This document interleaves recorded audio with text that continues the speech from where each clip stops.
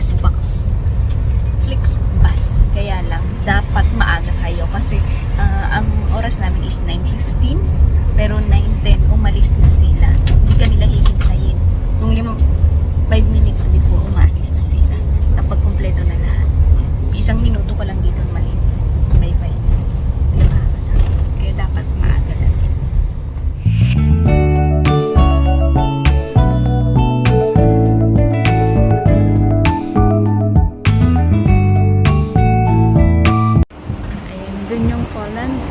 Lumiban na kami and ito na yung Slovakia. Nag-rest lang 10 minutes yung bus. Next bus. Para mag-CR. And then biyahe na ulit kami. 4 na oras pa yung natin nila. 8 hours kasi yung biyahe. Walang immigration. Wala doon sa Poland. Dito wala. Parang normal lang siya. So, dire-diretso lang niya. Kaya, okay din na mag-bus. Kaya, nandito tayo sa Bratislava. Yun yung capital ng Slovak. Siya. And then dyan nakapila yung presidente. Pala.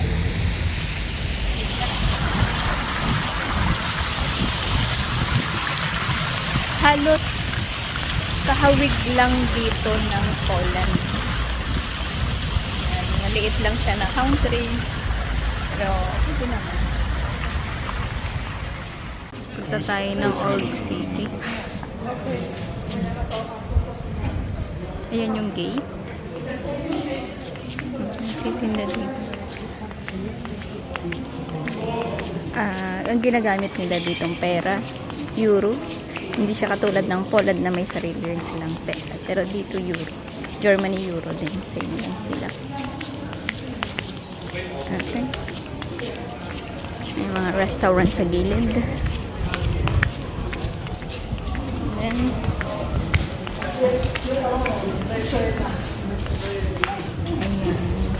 ayan. New York. Dito may nakalagay yung mga sikat na city. Ayan, Lima, it's Peru. Lima is Peru City. Madrid is Spain. Ayan, Buenos Aires. Roma is Italy. So, School Victoria. And Jerusalem ng Israel. Budapest ng Hungary. Jakarta, syempre ng Indonesia. Sydney ng Australia. Ayan, syempre Hong Kong. And then, ayan, may Seoul.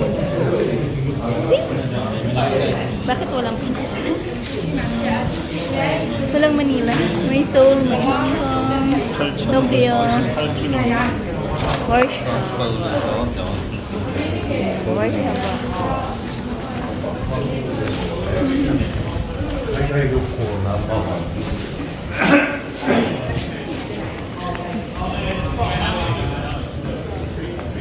See, para sa akin, parang ano, ang Europe, halos pare-pareho lang sila. See, yung mga building, old building. So, parang pare-pareho lang. Restaurant,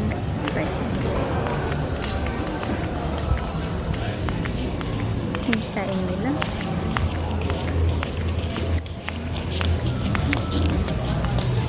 Nahilig din sila sa mga kulay-kulay.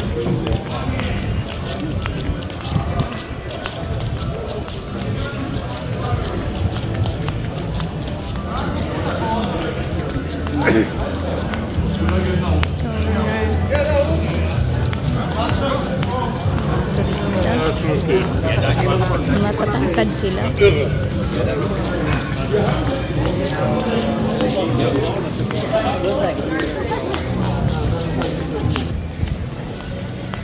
Halos same lang din sila.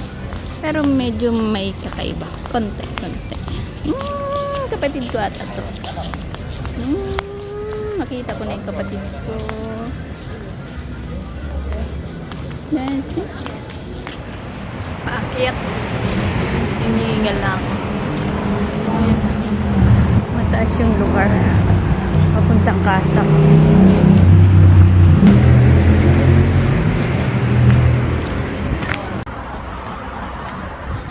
Malayo-layo pa rin. Tingnan.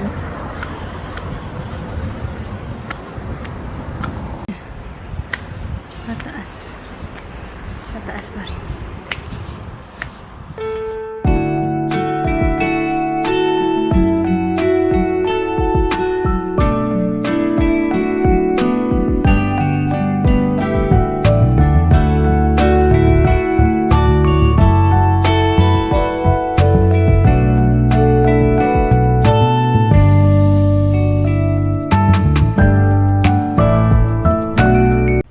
Unang panahon ganito yung mga bato na ginagamit nila sa wall. So, malalaki siya. Ko alam kung paano nila naka-eri. May isang tao. Malalaki. Ayun sa paggawa ng wall. Tapos diba, malawak. Sobrang lawak ng wall. Tapos ganito yung gagawa nila. Ilang taong kaya nito itong tapos. Grabe na. Yun na siya. Oh dear.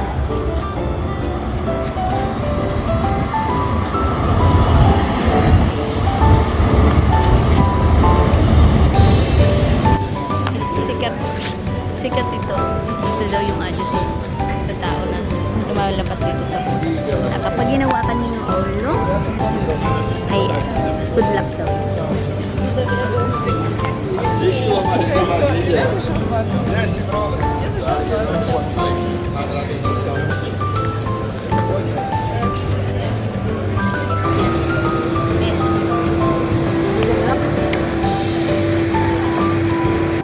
Marami papapicture yan.